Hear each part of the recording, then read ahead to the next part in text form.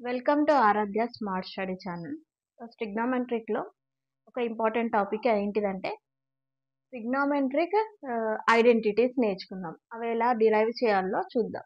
ఇప్పుడు మనకు suppose a plus B whole square equal to A square plus B square plus 2ab ఇది అనేది మనకి ఈక్వేషన్లో ఒక ఐడెంటిటీ. అలాగే ట్రిగ్నోమెట్రిక్లో కూడా 3 ఐడెంటిటీస్ ఉంటాయి.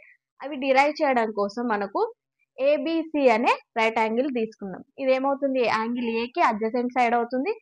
ఇది ఏమవుతుంది, ఆపోజిట్ సైడ్, ఇది హైపోటేనియస్ అవుతుంది.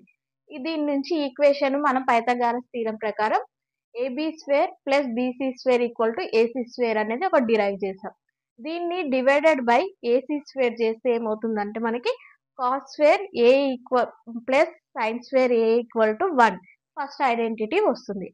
అలాగే ఫస్ట్ ఈక్వేషన్ ని డివైడెడ్ బై ఏబి స్క్వేర్ చేస్తే మనకి ఏమవుతుంది, sec square A minus tan square A equal to 1 అనే సెకండ్ ఐడెంటిటీ వస్తుంది. డివైడెడ్ బై బీసీ స్క్వేర్ చేస్తే ఫస్ట్ ఈక్వేషన్ ని cosec square A minus cot square equal to 1 అనే third identity వస్తుంది. దీన్ని మీరు క్లియర్గా కావాలంటే ఫుల్ వీడియోను డిస్క్రిప్షన్లో పెడతాను, అది చూడండి. Thank you. For more videos, like and share, subscribe my channel.